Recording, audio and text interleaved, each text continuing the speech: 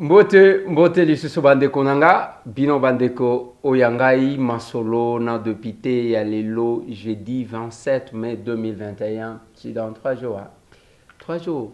Ah oui, 3 jours, 4 jours. Sanza ekosila. Mois de mai sili tozokota na juin. Mikolo umela kate bandeko nangai tozana dossier grave na émission lelo. Dossier grave wana nazo yebisa bino. Eza dossier nini? Eza dossier na lobela bokanga mutema bokoyoka yango. Tokolobela dossier ya délocalisation. Ya population à quelques quartiers na Goma suite ya volcan ezali komenase lisusu. Balobie kuti ko salema plus grave que ya liboso. Yango gouverneur militaire a décidé ko délocaliser bato. Bokolanda ba quartier nini balobeli masolo. S'il Kivu, plus de 700 personnes basi bazui vaccin, il y a AstraZeneca contre Covid. Bokolanda yango awa masolo na député. Martin Fayulu Madidi d'accord pour un dialogue.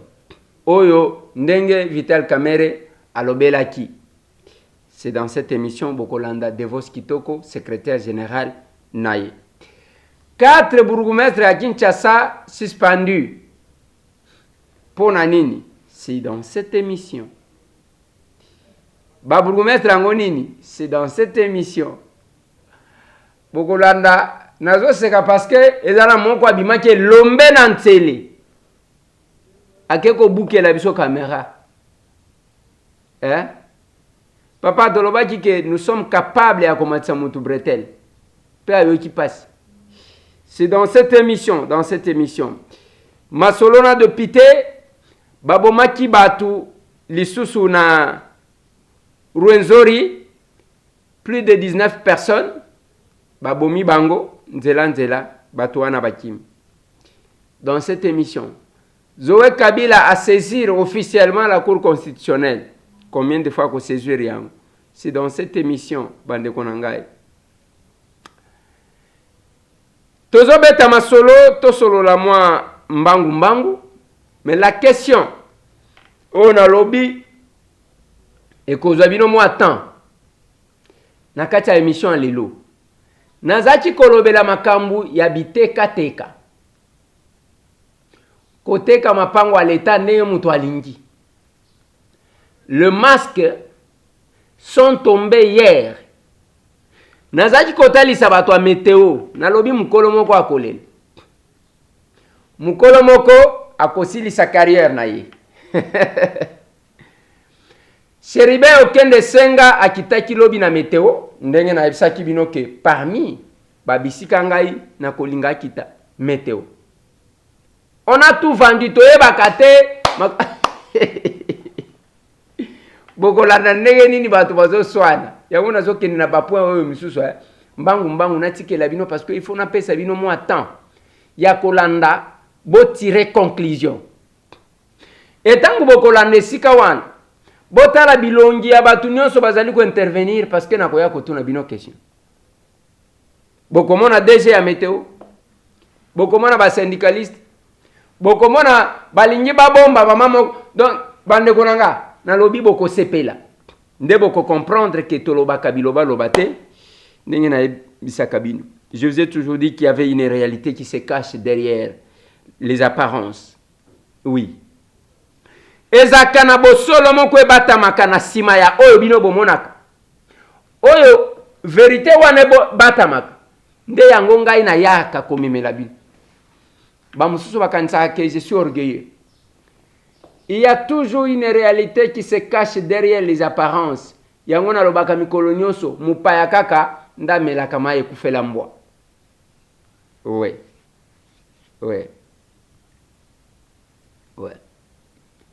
Et puis, j'aime, il y a un auteur qui a dit, Armand Collin, a commis un livre, il y a les 50 idées qui circulent le monde. Dans le monde. Oui. Alors, que la volonté de s'informer et de dépasser les idées reçues. Donc, posa ya koyeba il faut koleka oyo yo yeba oyo bayebisa yo kala. Et nous faisons un effort bande konangai pour que tomemela bino oyo ezanga. Tolekisaka tante toyeka tovandi na plateau tovandi koloba mikolo nyonso pemati. Et nous faisons cet effort tozo bunda bakoya kokosa bande konangai bakoya kokosa bande ko yangai soki na lobi le loté donc bakokosa bango. Voilà le travail que je fais tout ce temps. Voilà le travail que je fais tout ce temps. Ngai quand j'insiste koloba que ceux qui osana posa de ce qui est sérieux kotaka kana page na biso ya YouTube compte YouTube okom mona bakomi ndeko Eliezer tokokoma ndeo ya biso wana ya tokomi wapi ba frappa biso tolongwa kuna ndeko Eliezer tokokoma nde compte YouTube na biso pour éviter que bayebisaka yo ke eleki obandi koluka okoti omoni place wana bakomi s'abonner place ya rouge wana soki ofini okomona elongwe s'abonner ekomi na couleur normale parce que aussi on s'abonner OK kuna ou activer cloche dès que koti oyo ki babeteli ngonga ebeli l'ère de la vérité, l'ère de la précision. Bokolanda yango c'est bien bon. Tokende mbangu bande konanga parce que tala kaka biso to la mukaka esengo kaka lobi mwana na ngai oyo aye kotala ngai azamona na lobaka na bino papa na ya zawana azamona soda na kotaka ya azomela bangi azana chaise roulante déclassée azokende kuna donc j'ai compris que azali kosala pona azwa poids mwana wana muke akendaka basala ka accident ma colonio somi baleki.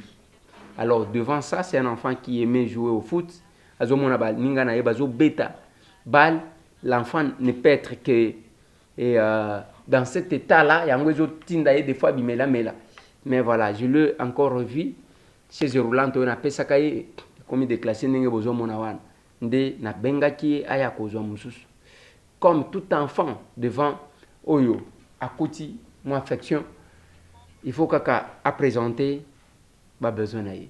Bonjour papa. Bonjour. Oui, petit. Yo na pekisa yo kosanivre musala na yo ka masanga musala na yo bangi musala na yo valium hein ozo tsate minini ngamo kona omona ka yo amule de nazo pekisa ye atika kotambola avant voilà pekisa nga pena pekisa yo osalila kango ta ngamo kona mona kyoti juana problème eza ya okende bongo ngana pesa kyo kotambola problème eza ndeke komela komela mikolo nyonso nde mosala na yo oyo nde chaise napesaka yo bien oyo eza mosusu. Caleb, trouve-moi une chaise roulante.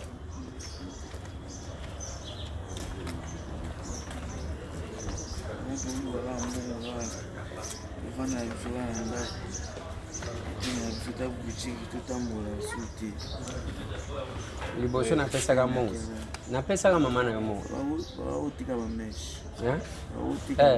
napesaka mbongo puke abana kodébrouiller moke moke voilà.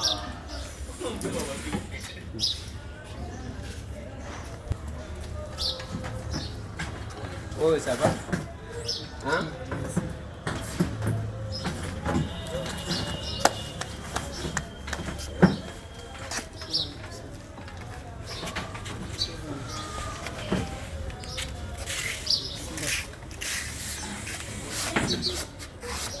Mais on est important pour nous. Tout ça, il y a quand même ça pour ça. Il y a ça nango, c'est important pour nous.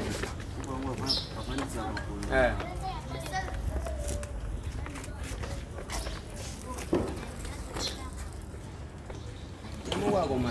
Ozo simbela ile lokolo simbela ki. Na sina moni azo sauter moi no. Kusa yo mongo ne kusa.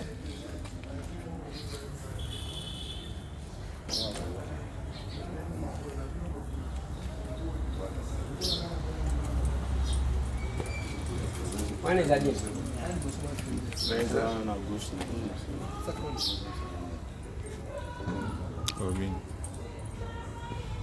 Lango velo lango bebisaka mo bolingo.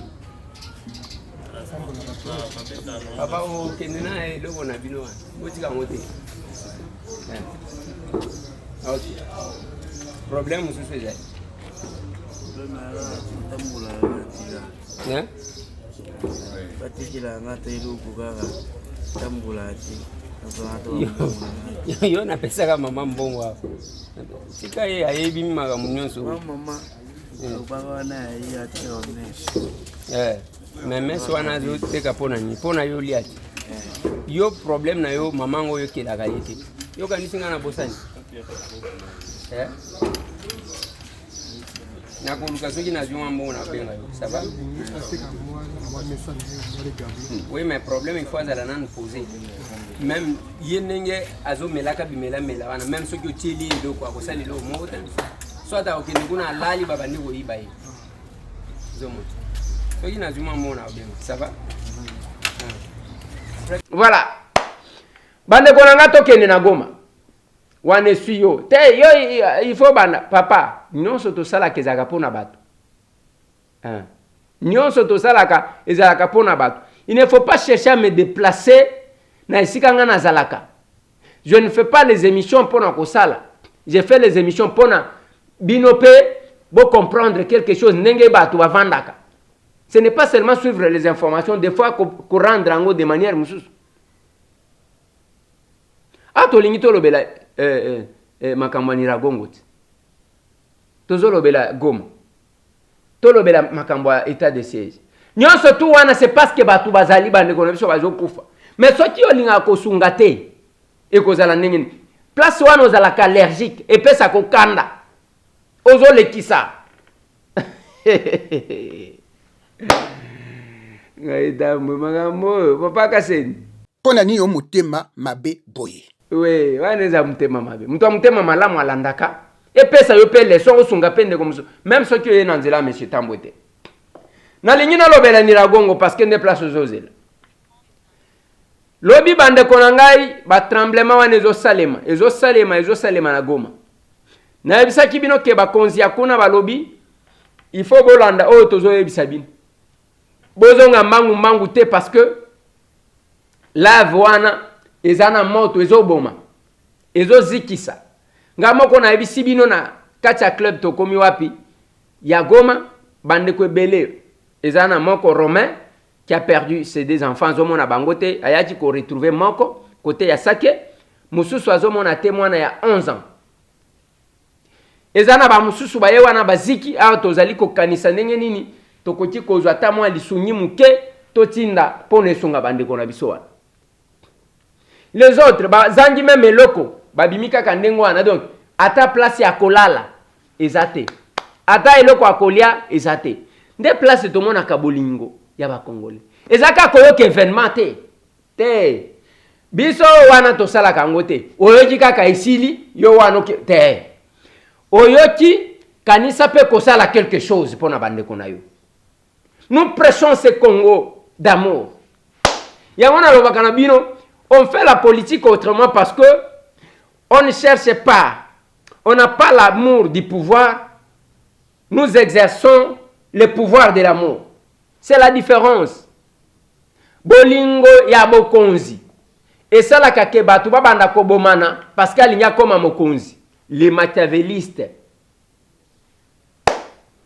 Siko bokonzi ya bolingo, eza ya ko servir, ya ko zala mwana musala ya batu.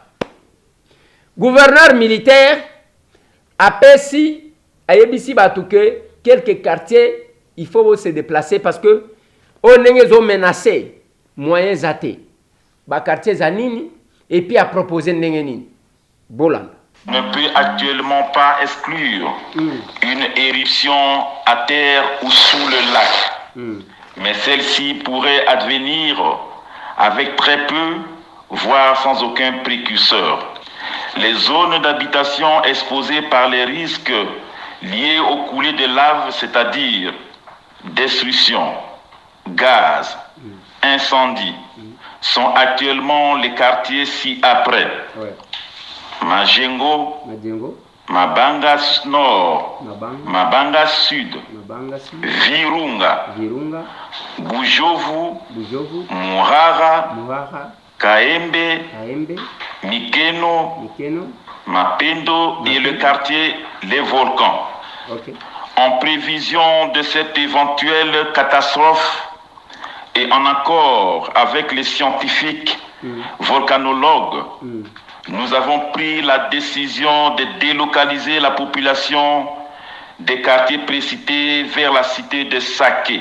Okay. L'évacuation devra se faire dans le calme et sans précipitation sous la coordination des humanitaires et avec les moyens de transport qui seront disponibilisés par l'autorité provinciale dans chaque quartier concerné. Voilà. Ba quartier wana ba pesi ba lobby bazana risque ya makambu o ya volcan. Lave ko ya nzela wana, gaz eko ya nzela wana, eko boma batu, bako déplacer bino malembe. Bowele la te, bozo kende Saké.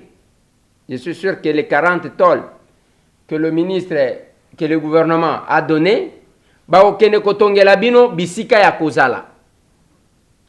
Bowele la te, boza la calme. Na zo senga pe bande konangai, boto sa o bazo ebisa bino. Okokufe la ndaku.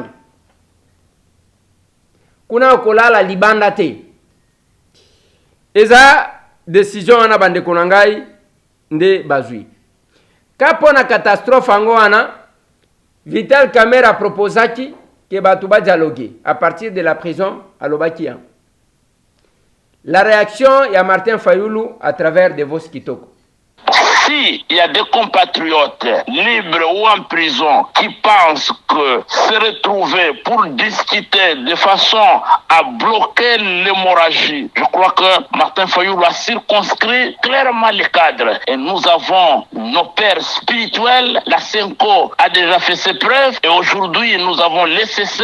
Et si dans ces cadres, encadrés par nos pères spirituels, des discussions s'organisaient, le commandant du peuple, Martin Fayulu Malili, y prendra part. Mais l'appel de Vital Kamerhe est plus humanitaire que politique. Ça vise notamment les populations des Goma, victimes de l'éruption volcanique de Nyiragongo. Je suis tout à fait d'accord avec vous, Marcel Kitambala. Il ne faut pas isoler ce qui arrive aujourd'hui avec l'éruption du volcan Nyiragongo. Il faut inscrire cette situation dans un cadre systémique de la faillite de l'État. Comment vous pouvez imaginer que M. Antoine Félix Tshilombo vienne promettre aux universités et instituts supérieurs des Wi-Fi gratuits, mais l'observatoire chargé de surveiller une activité aussi dangereuse? Les gens sont engagés dans des activités populistes pour faire plaisir. Voilà. Wana Devos Kitoko. Devos Kitoko, les profs, alobi que ceux qui compatriotes moko, azala na prison, azala libanda, ceux qui ont estimé que photo solo là, Martin Fayulu a prendre part. Un clin d'œil et pas Vital Kamerhe, parce que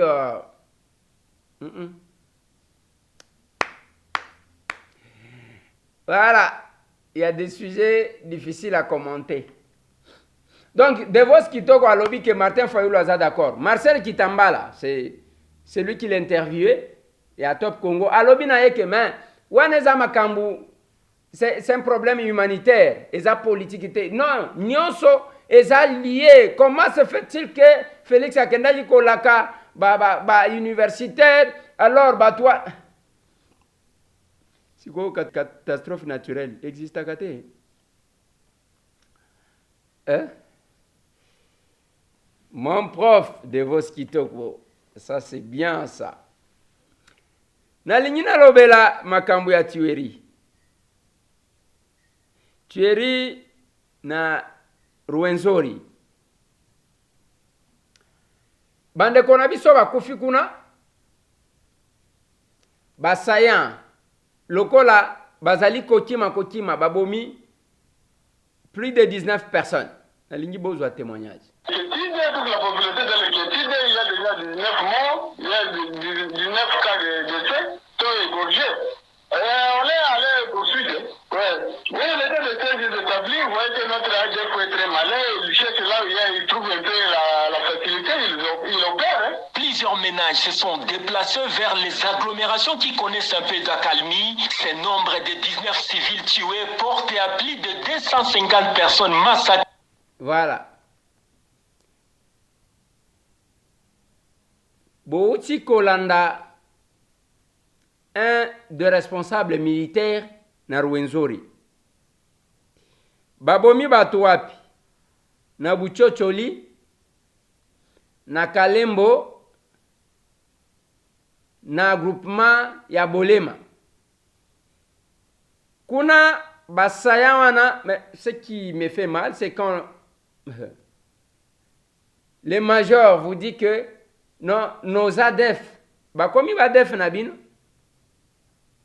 bazo boma bakeko boma batuna bazamba, bao bazo kata bilanga, babomi plus de 19 personnes. Bakamatine de la bakei, bakolanda ba. Bande konangande place ngana zoloba. Est-ce que après, ceux qui kanji ba responsable, est à la politique, est à la non politique. Bao bazali ko entretenir batouane. Après bo banda ko senga dialogue pour que boyo kana pour obtenir la libération de gens. Vous pensez? Parce que dans le cannabis, tout ce qui nous a mené na Esikawana, je l'ai dit lorsqu'on faisait un débat dans le Parlement, j'ai dit aux gens non. Et le quoi boma, et ça manque de sanctions. On ne s'est pas sanctionné. Oui, on peut prendre en compte, on peut trouver une autre solution, mais il faut total. Bomi batu. Après, il y a un cahier de charges. Au nom de la paix, il y a un cahier de charges. Reconnaissance à Bagrade. Oh, colonel, général, Bazakuna, Babandiko Futa Bango bien. Et puis, Balobi, Biso, Toza inamovible. Toko bouger awate. Non bouging. Oh, Balobak. Non bouging. Biso cacao, bazo exploiter, bazo boma. Et ça continue comme ça. Là, s'il y a des avancées, c'est parce que le chef de l'État, PC conseil, mon koya bien, et pas spécialiste certainement. Balobité, toebi ba makambo.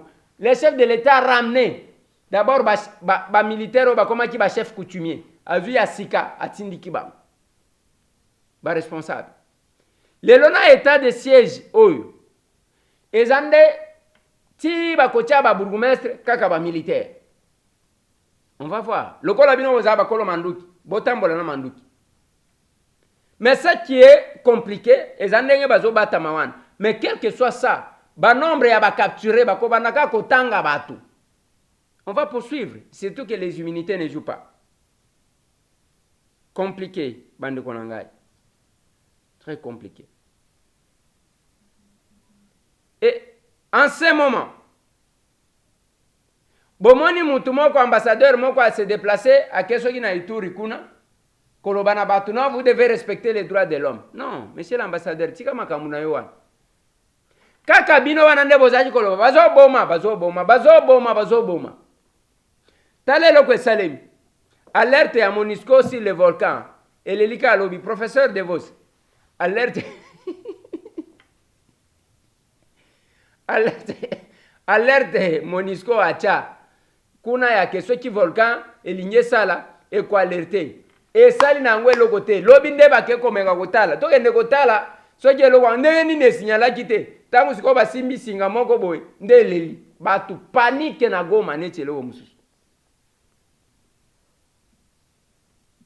soki bozo condamné bozo lobake non voilà Félix a salé le comment côté il fallait qu'il mette les moyens. Na lobby alerte à volcan. Il y a Monisco. Monisco, c'est la communauté internationale, c'est les Nations Unies. Oh, bah, tiens, que ce qui volcan est quoi alerter. Et les là qui n'ont pas catastrophe naturelle et de passer connaissance, il y a les lotos à Covid, les Américains, bah, Koufi et Belé collègues, bah, Brésiliens, bah, Indiens, des bah, nzambe aza na capacité ya kosurprendre bato. Et la science des fois est comme un capé limité. Alerte ya MONUSCO et alerte te. Lobi ba keko totala ndenge nini basinge tutani population a paniqué awa. Ndenge ba yokele loko waneli. Compliqué. 4 bourgmestres suspendus na Kinshasa. Bazaba nani? Bourgmestre ya Lingwala. Bourgmestre ya commune ya Kinshasa. Bourgmestre ya Matete na le tout puissant bourgmestre ya Nteli. Le tout puissant bourgmestre ya Nteli. Suspendu. Boyebi ba suspendre bango pona nini? Selon porte-parole ya Gentini Ngobila Mbaka, alobi pona salité. Boyo kana nenge.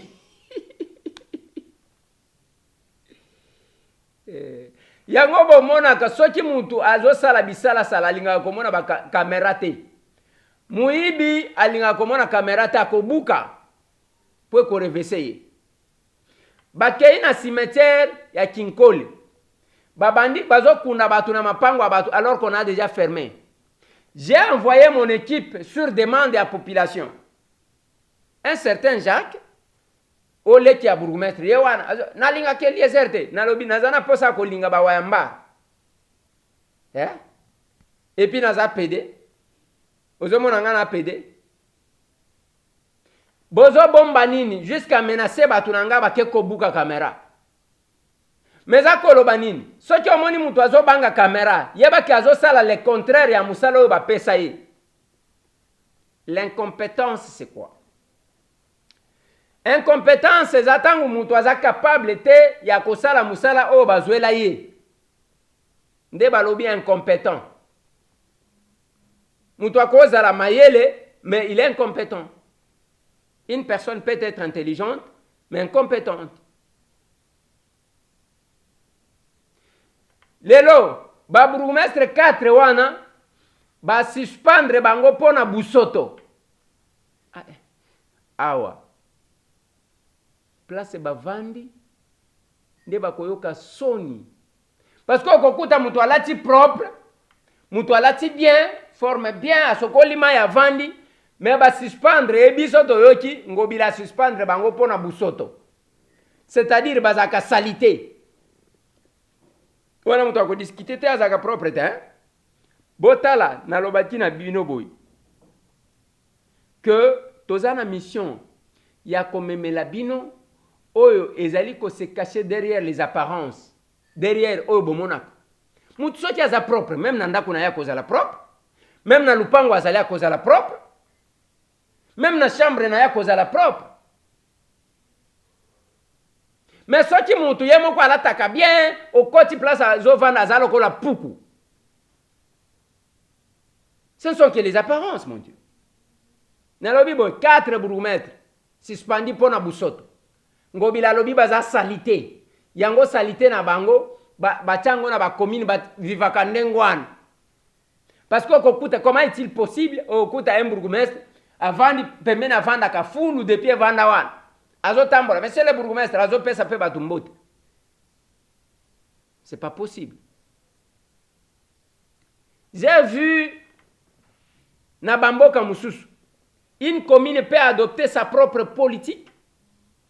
Vous voyez à l'époque, c'est parce que Makamango évolue. Na Kisasa awa, ezalaki mikolo ya ba festivité.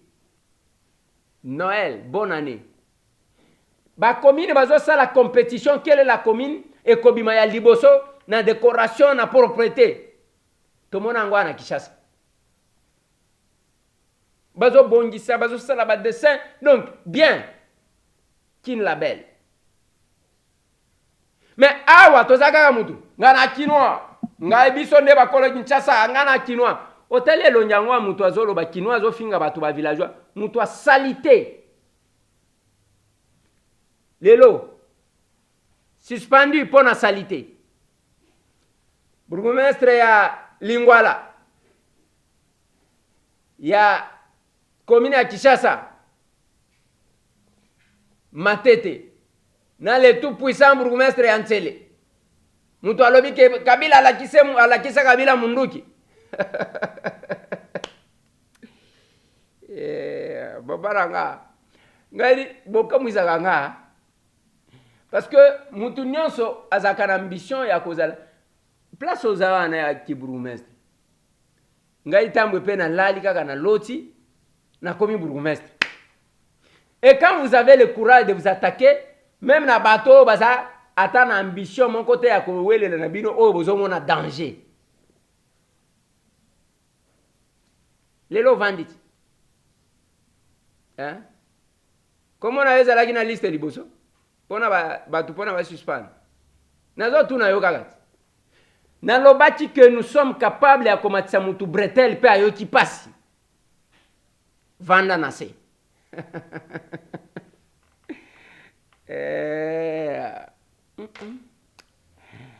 Akambo nalingi nalobela makambo ya nalingi nalobela makambo ya Chéribin Okende. Mais avant nalobela ngona ramasser ces deux sujets que j'ai annoncés pour bokoloba nanga ke wanonsaka ba sujet mususu lobelité. Nazo lobela deux choses un peu rapidement. Lobito yoti que Zoé Kabila saisir officiellement la Cour constitutionnelle. Et on a d'autres qui saisir la Cour constitutionnelle en combien de fois? Donc, qui peut perdre qui peut saisir? Ah oui, comme ils ont saisir. Pendant une agitation. Donc, poste en Welenge. Poste en Welenge. Mais tout le monde qui photo awa, il y a un collègue nanga Jeannette Bozo Sek. Mais si quoi, ils ont ça la passe. Ils ont dérangé, hein? Tout ça qui nous ont fait croire que les Tanganyika c'est le paradis. J'ai reçu un collègue qui a été invalidé à la Cour constitutionnelle. Alobi eloko ezate. Ezabi loko ya depuis matata nde basalaka. Ya sali ata eloko mon côté. Boyoka ba chef coutumier balobi autant de fois que azo préparé milice azo salabo. Il y a eu des déclarations comme ça. C'est compliqué. Dans le Sud Kivu, 700 personnes basi bazui vaccin na bango, AstraZeneca, ngate mtu nazolo. Na lingi bolanda docteur. Ndenga zolo. Nous sommes en train d'élargir la vaccination dans les zones de santé rurales. C'est le cas aujourd'hui où mes équipes sont à Ouvira, à Luvungi et dans d'autres zones de santé pour le lancement de cette campagne de l'introduction de ce nouveau vaccin. Je suis encore persuadé que les compatriotes, surtout qui n'ont pas cru à cette vaccination, le fait qu'on ait pris nous-mêmes le vaccin et qu'à ce jour nous sommes encore en bonne santé, contrairement à ce que les gens pensaient, sera un catalyseur pour qu'ils se fassent vacciner. Raison pour laquelle je vous attends aussi de venir urgemment prendre votre vaccin. Le blocage, ce sont des fausses informations qui ont sillonné, donnant à la population une nouvelle image de ce vaccin. Ce que nous sommes en train de faire, c'est donner la bonne information sur le vaccin. Voilà. Yewana lobi que basi bazui lelo na Luvungi na Uvira ezali kokendi. Vaccin contesté. Est-ce qu'on finira par prendre les vaccins tous? On ne sait pas. Commentaire mususu zate. Bao ba futa makapona yango. Basala musala na bango. Oli bavandaka. Bazotala batu misusu. Basalilaka bango musala. Avant que to kende pas Chéribin, okende bande konanga na zui vidéo oyo. Botala na katekela ina Lupatapata. Territoire ya Lupatapata. Nous sommes au Kasai oriental. Bokoyoka Chiluba. Bolanda. Ndi ka jande ke ya kwambila gouverneur ou bien ba honorable muje ba muteba ka kongolu mu junior muteba ka kongolu abasungu di ba mu lupata ba erika ngalu nuba ko bambila ko bwalu kai bwalu ba sungu mu lupata pata mbo ba nuenze nuba ko bambila ko bwalu kai tangile muntu bugolo enda no kwa kusabugolo ngene ba mambo na magai Tangi lo mwanda. Ya ba weki nenda ya wenye bobo weka mwa ba ni shenye mama. Tangile muntu mwambula na mune fa tangile mwambula weka nenda opanuku mwambula mu ikulwena. Bakashi ba benda babambula hambiji ku de baluma bantu baluma ba kubasabula vraiment population wa katekela yu tatabikol. Depuis 13h, ou d'une fois le moubang, Boba Jan Vimana, Babaja Momo, en tout cas déjà 16h, 17h, tout à tout lui est bouni, la population. En nous baisant coco, moi, mon souba, une aquila coco, bas moi, un entendre.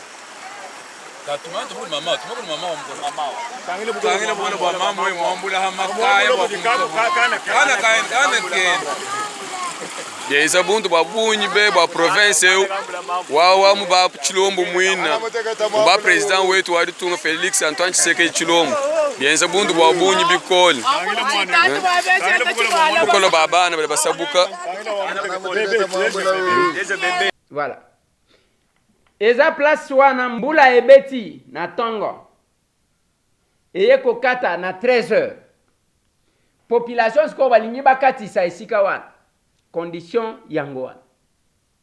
Qu'est-ce que je veux dire par là? Ba province na biso nyonso ezana ba réalité, ezana makambo yo ki batangi même ba collègue nanga, quelques collègues. De musala toko sala yango wana ya ko défendre cette population, ya ko répondre na batante na bango. Pona ko tia bango na ba condition esengeli. Et nous devons nous souder les coudes. Mais sala kama betangu ngai soki na lakisi ka keloko nengwana okomona ba collègue yakuna babani ko tomokelanga yo zo sala boy non mais attendez, il faut que la situation soit connue. Ngai na bino to zaba député toko sima na collègue to sala nini to kene ko toke boy, on peut trouver une solution. C'est comme ça que les gens doivent travailler. Nous sommes 500 députés, toza 500 députés, et nous pouvons nous entraider. Yo komona soki o salang na lukongo zo mona ba érosion te. Tous les jours ici, je vous informe que j'étais même avec le DG ya OVD il y a 3 jours. Bokomona banzelezo salema. Nzela ya ya kobanda rond-point Sosimat. Okei wana ekokende. Côté ya hôpital ya Kitambo, okei tikuna. Misala ekobanda. Before biso to sali. Okokende côté ya champ de tir, soki okeyo kokuta ba conteneur ba wana bakobongisa. Quelques nzela ezaba effort biso tosali côté ya station etozo kende sola, je le dis à la télé muto aleka contredire ngai befort biso tosali. Nous sommes, je vais vous donner les avenues na kolaki sabino itaga wana soki omoni bayaki ko tia mabanga ko bwaka mabanga biso tolingai ko bwaka mabanga te parce que c'est déjà retenu. Bientôt là on va lancer les travaux bako tia makadam bien ko banda ebandeli nango tisuka. Parce que Itaga, Elongwe na Barumbu, Ezui, commune à Kishasa, Ezui Lingwala, Ebimiti 24. On va asphalter et puis Bakochango, électrification. Bakocha, Bapoto, Batenin, Ezalamalam. Nous nous battons et nous le faisons.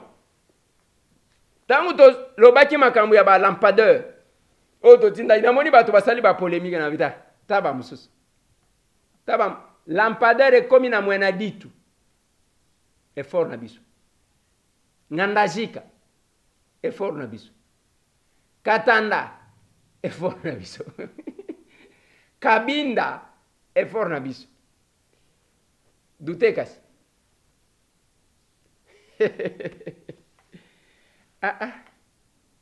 bande konanga to simba na tala situation ya population na biso wana na territoire ya Lupata Pata kuna na katekelai tokende sikoyo na dossier ona uti ko yebisa bino dossier nazo pesa bino mo temps nazaki kolobela spoliation ya biloko ya l'État nalobi ke Gombe toyebi ke bandaku l'État nde azalaki na ndaku je crois 80% ya ndaku na Gombe azalaki ya l'État. Lelo l'État a combien de pourcentage?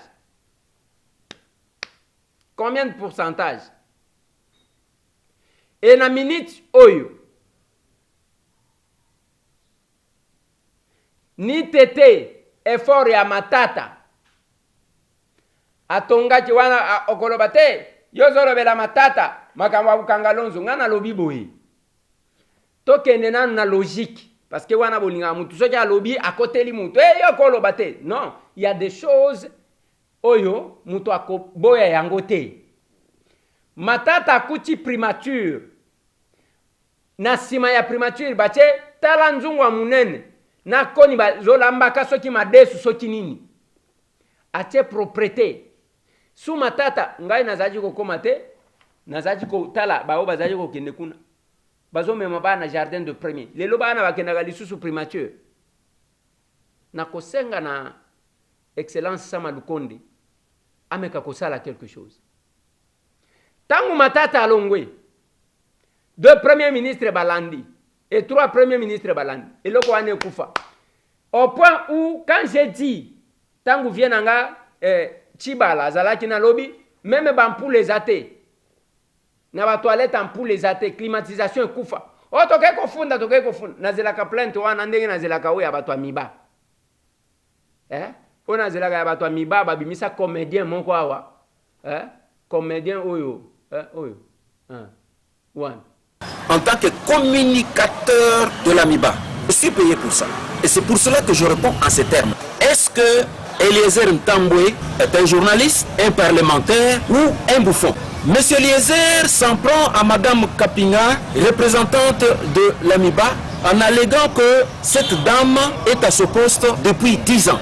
Et que pendant 10 ans, elle a perçu l'argent du loyer de l'immeuble de Mibakine qui est sur le boulevard du 30 juin et qui est loué par le programme alimentaire mondial PAM. Je vais vous dire que la vidéo qui a été mise dans les réseaux sociaux par Eliezer Ntambwe est une façon d'inciter, de déstabiliser les efforts qui sont déployés pour que l'AMIBA puisse reprendre. Yoka Maloba Moutou, conseiller en communication d'une grande société comme l'AMIBA. Toke kofuna na zela ka plainte te. Zela chef de l'État zo kitambujimai. Mukolo moko akole. Alors, quand on essaye ya koltalisa, Matata a trouvé ba ministère mususu na bandal. A sali immeuble intelligent wana. Bokende lelo, bato bazo mata makolo. Ba sincère Koufi.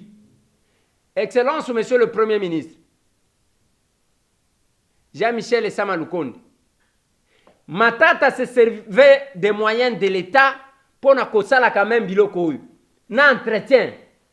Ezambongo mutute, IGF akopekisa mutute pour que eloko à l'État ezala en bon état babongisaka. IGF azo pekisa mutute que na secteur na ye akoti ko bongisa. Quel est le ministère qui doit s'occuper na makambo oyo? Depuis que Matata ke boke même bâtiment o en face ya royal. Bokokuta ke nyonso ba censeur ezo salate. Ba ministre ndeko Matata ba komi kotima ba cabinet. Moutou a commenté qu'on je ne sais pas na 12e niveau. Naïe bakate ceux qui ont combien de niveaux le roi. Mais c'est l'argent de l'État. Oyo etonge bongisi. Ne mbongo wana bokoti ko continuer ndengwan. Ezala teke il y a eu la manifestation. Il y a bonne volonté à Moutou Moko accueilli Atiki vous allez c'est depuis 2016 que Matata a quitté, je pense. Depuis 2016. Nous sommes en 2021. 5 ans après, Tala Biloko wana, nyon sont déclassés. Je me pose la question. Matata Kenana Batou, toutes les personnes qui pouvaient entretenir, c'est pas possible. C'est pas possible. Et c'est comme ça. Biloko nyonso bateka, biloko nyonso kenda. Ni tete effort wana avec cette politique, les loba ministère, ba kokati kozala bazo loué kaka. Sony.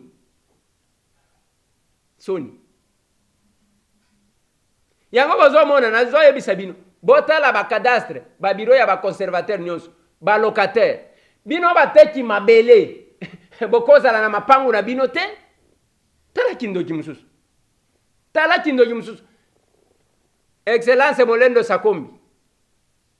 Okoti ke la biso ata moi souvenir mon côté, ata moko. Yoko uzwa chance na yo. Comme ça reconduit. Viens ngama yo mambeki ale kwenda. Kwenda. Babilika mbale kwenda. Yo ba reconduire yo. C'est-à-dire ba mona ki que au travailler malam. O biso to mona quitté. Parce que j'ai démontré aux gens que spoliation à biloko abatu. Il y a l'État, ils ont continué. Tala. Mouyibi ya ba mapangu, ils ont continué.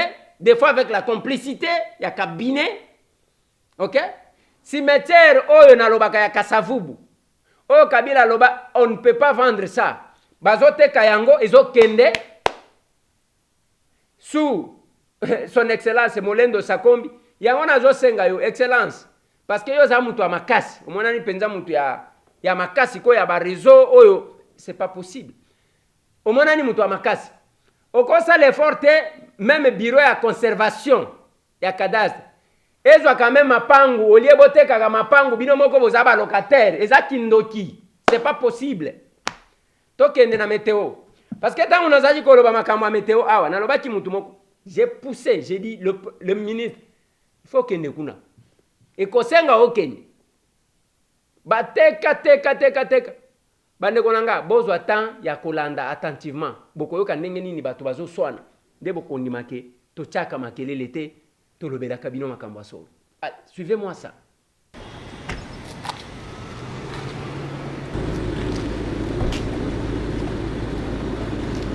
C'est le DG. Comment ça va? Le respect. C'est le DG là. Bonne nouvelle.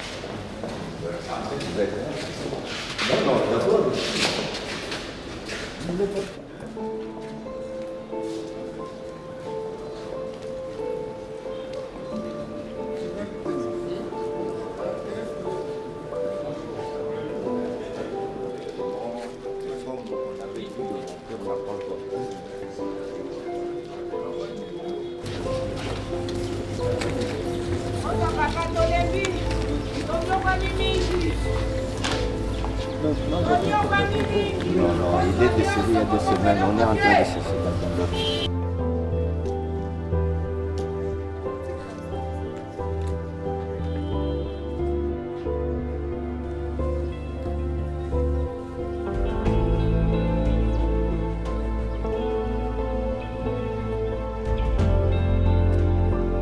Mettons les thermomètres pour mesurer la température de l'air ambiant. Ça dit c'est la température de l'air naturel. C'est ainsi que nous avons ici les thermomètres ordinaires. Et puis les deux ici, ce sont des thermomètres extrêmes. Celui-ci nous donne la température maximum de la journée. Et l'autre, c'est la température la plus basse. Parce qu'on a toujours besoin de 2 températures pour calculer la température moyenne journalière. Parce que les utilisateurs cherchent beaucoup ça. L'homme a prévu quand même un instrument. Mais nous n'avons pas de diagramme. C'est déjà épuisé. Quand on avait l'accord avec la Belgique, on avait chaque fois le stock, mais cette fois-ci, on n'a pas de stock. C'est pourquoi c'est arrêté. Nous sommes restés avec seulement les instruments à lecture directe, qu'on appelle thermomètre. Bon, ici nous avons une station mécanique. Et à part la station mécanique,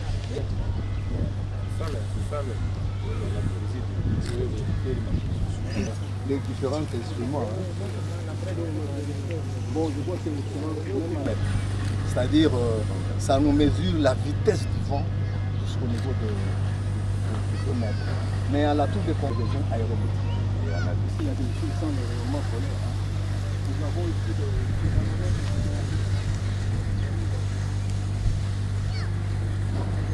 des descend sur le tube ici, et ça nous donne la possibilité de connaître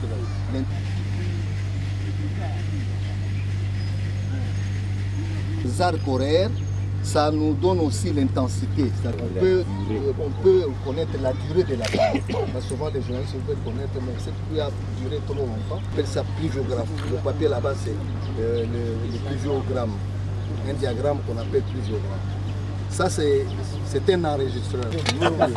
Non, mais la série doit être homogène, hein, parce que si on change un instrument, il y a un changement aussi dans la statistique. C'est pourquoi nous gardons toujours le même kilomètre depuis l'époque. Dans toute la République, on n'utilise que ça. Mais il y a un jeu de disque qui est cassé. Oui, j'ai été informé. C'est ce que je n'aime pas, madame. Les prix sont bien indiqués. Voilà, il n'y a toujours pas d'argent, on vend des terrains, on vend de ceci, qu'est-ce qu'on en fait? On ne sait pas. Bon, de toute façon, les catalogues, les prix sont signalés, les fournisseurs est connu, il y a moyen de l'atteindre. Évidemment, les moyens sont maintenant nombreux, mais le problème n'est que bon. C'est aussi. Non, ça varie d'une maison à une autre, il faut qu'on écrive. Et puis il y a un problème, comme c'est à Mercure, c'est banni. On ne peut plus. Bon, on ne va pas bannir directement comme ça, il faut qu'on non, limite. N'a pas encore fonctionné. Les instruments Mercure. Donc nous continuons avec le mécanique. Ce sont eux qui donnent le temps. C'est à peu près combien? Ça coûte combien? Le thermomètre, un thermomètre comme ça peut avoir au moins le prix jusqu'au moins à $20. Oui, un seul. Un seul. C'est pour toutes les stations. Maintenant, s'il faut acheter ça pour toute la République, c'est une quantité. C'est différent. Et ça fait plus de 10 ans que de thermomètres de $20. Il n'y en a pas. C'est grave. Les techniciens de la BOP, ce n'est pas nous qui gérons. Nous sommes des techniciens. On fait toujours les états des maisons. Il faut qu'on fasse une commande. Il n'y a pas de thermomètre. Vous voulez que je vous donne $20, ça fera combien? 5, ça fait combien pour combler? $100.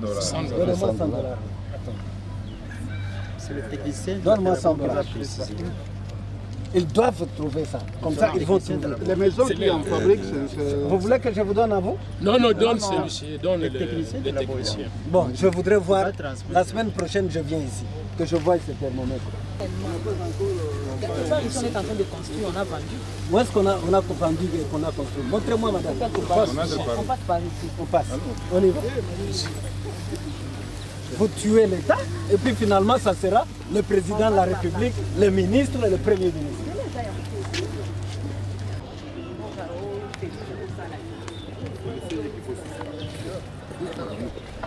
Qui sont les occupants du fait? Ce sont des travailleurs ici, des travailleurs. Parce qu'on ne paye pas aux gens.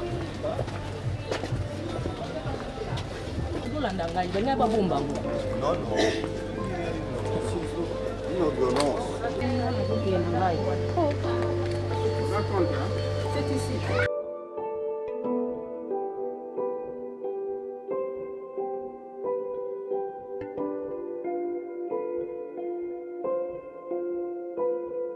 À partir de 7h30, que les rayons solaires arrivent sur ces boules-là, pour que nous puissions avoir le rayonnement global réel. Mais maintenant, ici, on est en train de chercher à ériger une maison encore en étage, qui va encore, nous avons déjà des difficultés là-bas.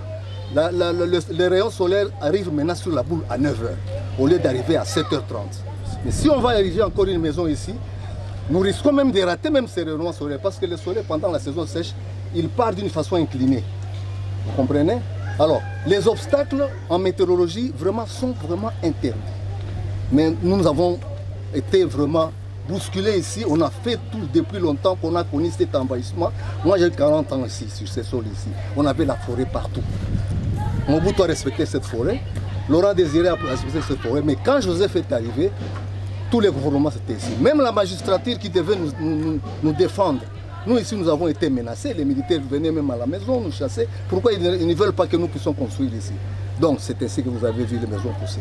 Mais la météo doit fonctionner au milieu d'une végétation, d'une ceinture végétale. Si vous allez à l'IREM, vous trouverez là où il y a l'Institut Royal Météorologique, c'est l'endroit isolé.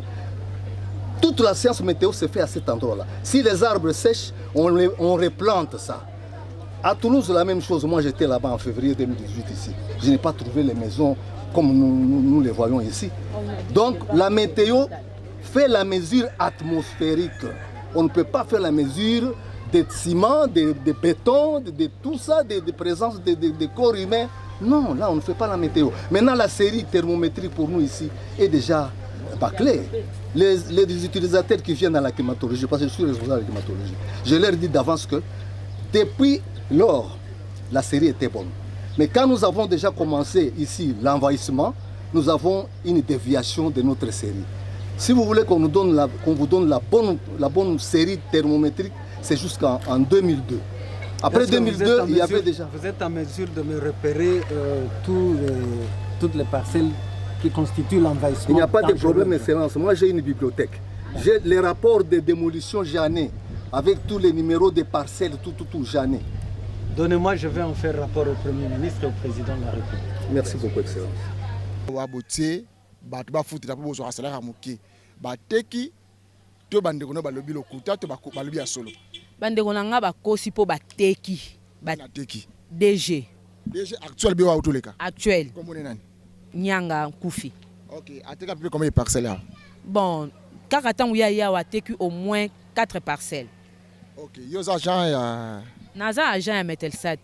Message de années pour continuer à biso siko. Naza ko senga na bakonzi batelela biso bisika oyo po biso to wumeli awa to bateli awa meteo ezali eloko moko ekoki kosalama na place banda ko ezali te biloko ya mabende ezali te il faut ezala na kati ya zamba et place o bazotia ezali place ezali pembeni ya parc météorologique place to prélevaka ba données météorologiques alors ba perturbation wana eza malamu te po na mboka na biso toza kosenga bakonzi batalela biso yango malamu et baza kokosa kaka ke bato baza kofuta malamu te est-ce que baza kopesa rapport et pas bakonzi pour salaire eza mabe biso batu tosalaka toza kondima toza ko se donner pour les tingane na zabona na ye musala na 5h45 mais na zoka salaire ya moins de $100 toza kosenga bakonzi batela biso pe likambu ya salaire soki bateli biso likambu ya salaire nyonso ekokende malamu mais balongwela biso bato o bazoya na idée ya koteka po baza ko tambola na vision à chef de l'État.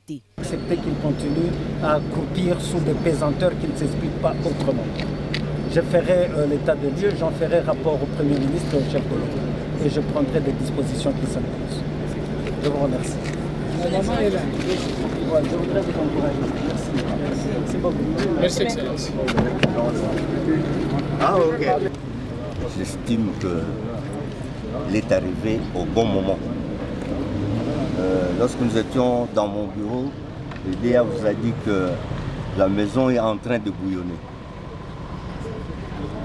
C'est vrai.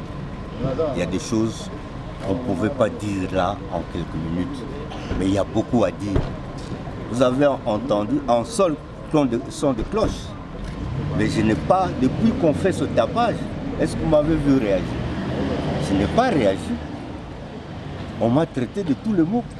Mais je vais réagir parce que mon chef me le demande et je vais le faire. Tout ce qui s'est dit là-bas, c'est bien bon. C'est bien bon. Vous avez vu vous-même le site, dans quel état il est, la Metelsat, dans quelle situation il se trouve.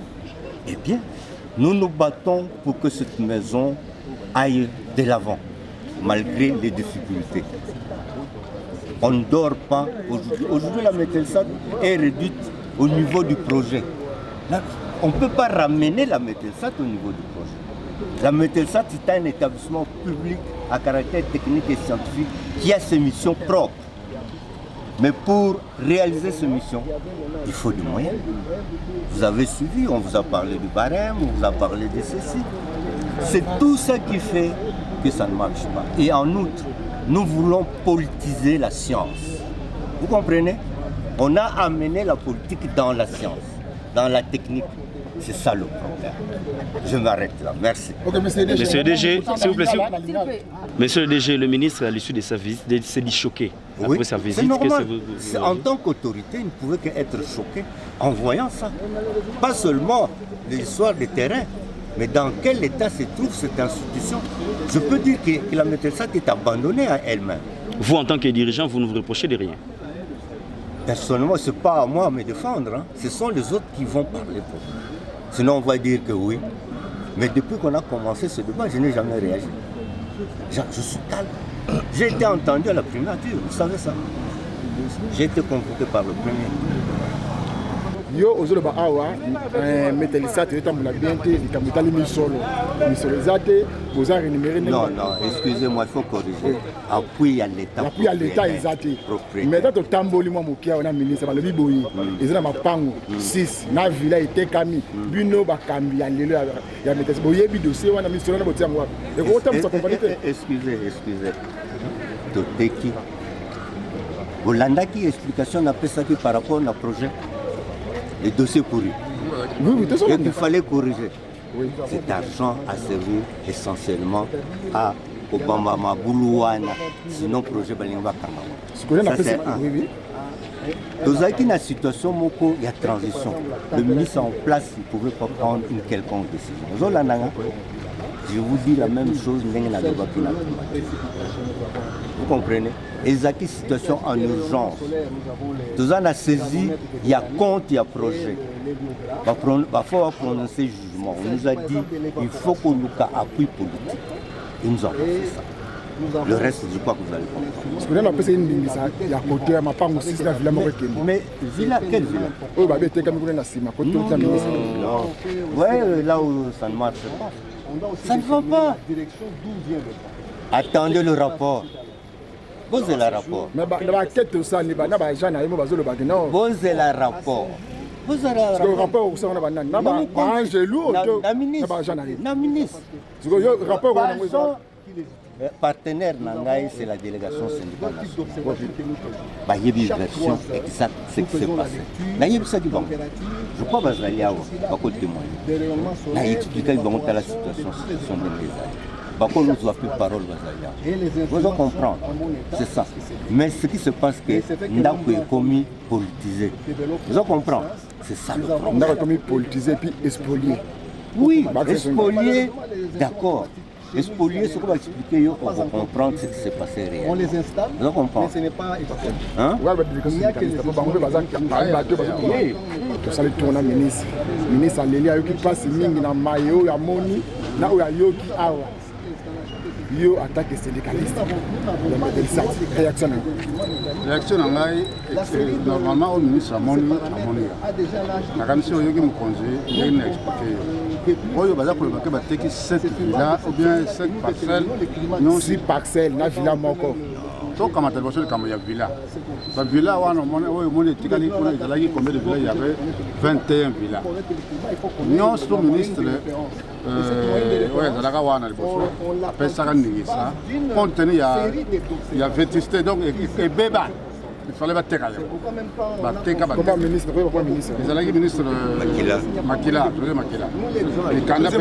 José Makila oui ce rapport il y a service il y a infrastructure et urbanisme bandako on est tongama depuis 1950 et comment qui bandako moko bato ko vivre mais tekama na ordre ya ministre Makila après rapport bazalaki kuna babima ndako wana ozoyoka etikala kaka village moko ezali mpe na kati ya mikanda wana soza moto azalaki kuna asalaka na biso na meteo mais akende kala azalaki na RVA akangama alobi ke ndako wana ezali ya ye tolakisa eke non ndako ezali ya yo te ezali ndako ya Metelsat lokola bavillage nyonso etekama yango mpe ifo etekama banda kala te etikala ezalaka na preneur te. Mais cette fois-ci, tu dois preneur, il y a un bon idée, non, et il ne faut pas dire ça. Est-ce qu'on a signé? Yo signé, et Tekama qui me malgré, Mouto ya Sombaki, non, si c'est pour foutre un bon côté. Donc le problème, si c'est pour foutre un bon côté moyen, déjà c'est un bon moyen. Papa, Jean, il y a un épisode. Jean, c'est quoi? Jean, Bagolandayo. Bagolandayo. Nini wana, Bakela Bananayo, na madame Nanda Kunayo. Opération Ebinda Kozali, papa. Makamboko Lobawa, ils ont vie à battre. Nayo, moi, bon, moi, que chaque fois, la pauvreté, ils allaient avoir. Ce qui moi, ils est tombé, à travailler, il faut pas se voir. Mais le coup d'un bateau, à son bagage, le coup d'un bassiste, tu vas passer, c'est ce qui va passer ici. Par contre, le nez, on va couper sa biseau, on va passer sa biseau. Donc, au moment où on donne, non, parce que bon, on a même déjà, tu sais comment on a mis sur la caisse. Au moment où je vous parle, j'ai décidé de la caisse, il y a la caisse, on n'a pas même un franc. Bon, on va te dire combien il y a quand il le prend, on a $90,000. Bon, ils ont $20, ils sont batailles. Non, on va utiliser un bon one. Donc, on va travailler pour le bac, base la nana, moi, mon bien, il y a un des pays, même ma clé là, on va faire un bon one. Donc, ma clé au ils sont la banque nini? Banque, ils ont la caisse, la biseau. Banque, on a $10,000, ils ont la caisse, la bino. Ils ont 90, non, si c'est qu'on paye ça, bon, on y a. Après ça, qui 60. 60, c'est la 30. Comme ça, celui qui a payé 30, le bac n'a pas apesa wana suka sanza suka apesi nde bakoyeba nini bakosala parti oyo ekosala mpona misala parti mosusu bapesi batravailleur comme d'habitude. Mais déjà contenu yo ale makambo ozoloba wana yaza na maîtrise nango yapesa na ndingisa koteka te ayi makambo yo DG na bino lobi. Non.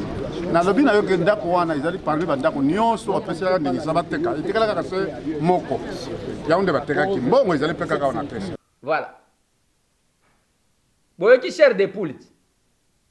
Babandi koswana en présence ya ministre. Après quand ndenge Chéribin okenda lobi wana. Alobi après bokoloba ke Félix Antoine Tshisekedi azosala le côté. Nazaki kozela na mona mutu wango wa présidence bazaki koloba ke mutu wa présidence au chargé ya renseignement. Abimate Chéribin ye wana yewa. Bimisa elongi na yo. Ndenge toko tuta yo. Ndenge toko nazo ebisa yo nga nazati kozela nde mutu alobake mutu wango présidence abimi wana on ne s'est pas battu pona buzoba pona ko continuer makambu oyo biso to bundisaki. Je n'ai cessé de dire okei na Uvira numéro 60 bokende kuna ndenge bazali ko spolier on nous a cité le nom de quelques personnes yo chongona wapi batu oyo bakei je ne sais pas ko déguerpir batu boke ko mema bakuluna. Les décisions de la justice, c'est ça. Par rapport nyonso ba pesi. Bino botikali wana na Uvira wana komi théâtre moko ezo salema. Bazo mema bakuluna pour que bakende kobuka. Ba image yango wana. Ba image yango wana. On nous cite les noms de quelques personnes, bazo zo appartement kuna. Mais ce qui est curieux, nzambe nanga. Ba kombo batangeli ngai. Même ancien ministre ya FCC, bazakuna bazozo. Bokomi ko sala ba cop na bato. Bato bozaki ko critiquer bango boke kuna. Et vous trouvez ça normal? Bozomo nango vraiment normal. Bozomo na normal que biso l'essence de tout ce que nous avons fait comme combat et se réduire na buzoba modèle wa. Uvira numéro 60 komi place ya théâtre. Ba cameraman nanga ba kei ba bangi. Degré oyo bazo sala bisala sala. Sans tenir compte, il y a des conséquences. Et je vous ai dit, nous sommes les amalam. Je peux vous amener les documents parce que tu l'as en 20. Nakota Lisabino, n'engeni ni ba décision, n'engeni ni ba loba, tout ce qui a été dit. Mais, au comité, on a kaka ba beti kope na ba magistrat moko. La justice en gobi soto loba ki que, en tout cas, tozu ce que justice. Ezaka na ba ya moko bazana kacha kope. Non, c'est pas possible. Bolandi bande konanga ce qui s'est passé avec Chéribin Okeni. Félicitations, Excellence, Monsieur le ministre. Na prometa ki batu ke Chéribin kokita. Toko telemela. Kuna mabe na yoki ezatangu na yoki batangi même vient nanga José Makila. Keye muto autorisa. L'IGF va s'y mêler. O toteka ki na $90,000, tozu 60,000 to chango na biro ezana biro kuna. Bureau c'est comme une banque. Et puis déjà surtout nini o ministre azoya teto yokana ki lelo teto loba ki lobi o zalaki kozela ba annoncer yo pour que au bongama vous serez toujours surpris. Bane wana na sukisha apona lelo.